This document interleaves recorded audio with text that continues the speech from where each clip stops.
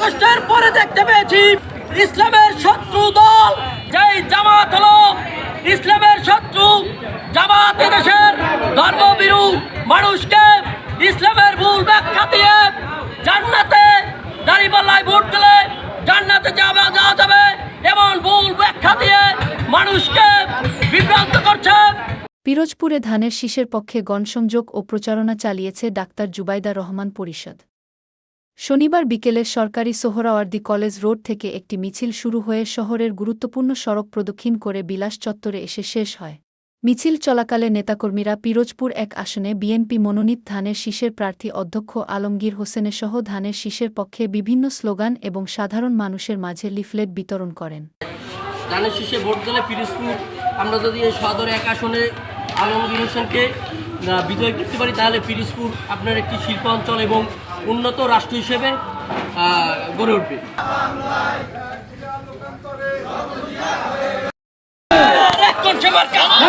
সবাই বলো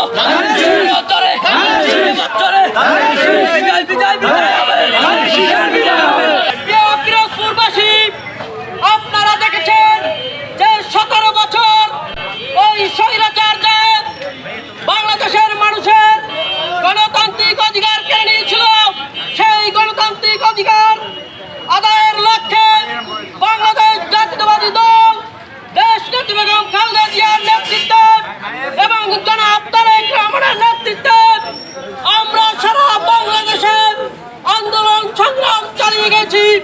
আমাদের পাশের ভাই গুম হয়েছে, আমার পাশের সাথী সহযোদ্ধা রাজপথে গুলিকে খুন হয়েছে, আমরা তারপরও রাজপথ ছাড়িনি।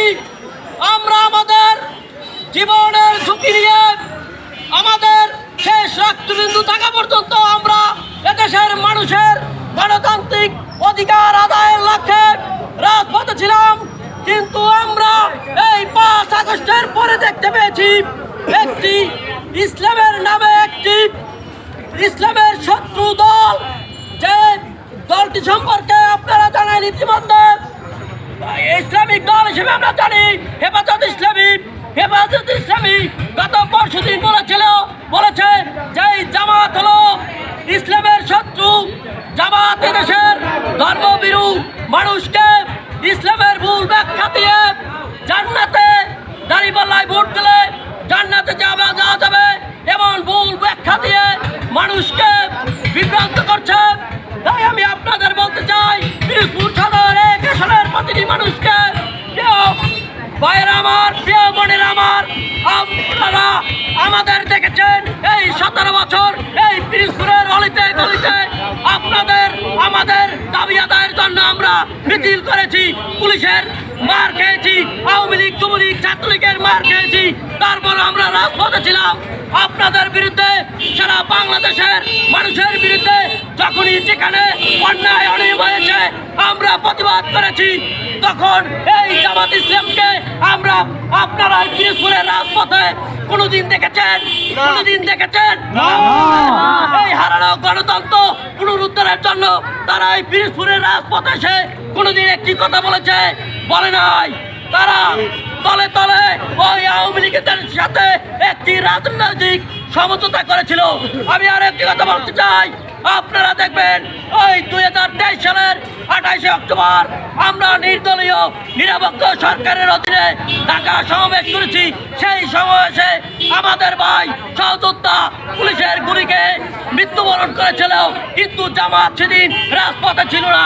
এবং এই আওয়ামী লীগ যে 7 জানুয়ারি দামি নির্বাচন করেছিল, সেই দামি নির্বাচনের বিরুদ্ধে সারা বাংলাদেশে আমরা জীবনের ঝুঁকি নিয়ে সেই নির্বাচনের বিরুদ্ধে রাজপথে মিছিল করেছি, মানুষের আশা জাগিয়েছি।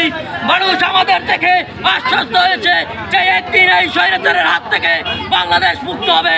তাই আমি আপনাদের উদ্দেশ্যে বলতে চাই, ওই জামাত ইসলাম পিরোজপুর ১ আসনে সারা বাংলাদেশে কোনোদিন এই দেশের মানুষের হারানো গণতান্ত্রিক অধিকার, মানুষের স্বৈরাচারের নির্যাতন নিপীড়নের বিরুদ্ধে একটি কথাও বলেনি। কিন্তু 5 তারিখের পর তারা ধর্মকে ব্যবহার করে নির্বাচনে ফায়দা লুটতে চায়। তাই আমাদের সবাইকে সতর্ক হতে হবে। আমরা বাংলাদেশকে করি শহীদ রাষ্ট্রপতি জিয়াউর রহমানের সন্তান, বাংলাদেশের গণতন্ত্রের মা, দেশ নেত্রী বেগম খালেদা জিয়ার সন্তানের হাতেই বাংলাদেশ নিরাপদ এবং সুন্দর একটি বাংলাদেশ বিনির্মিত হবে। তাই পিরিজপুর সদর এক আসনের সকল ভোটারকে আমি ধানের শীষ মার্কায় ভোট দিয়ে বিপুল ভোটে বিজয়ী করে পিরিজপুরকে একটি শিল্পাঞ্চল এবং উন্নত জেলা হিসেবে পরিণত করবেন ইনশাআল্লাহ।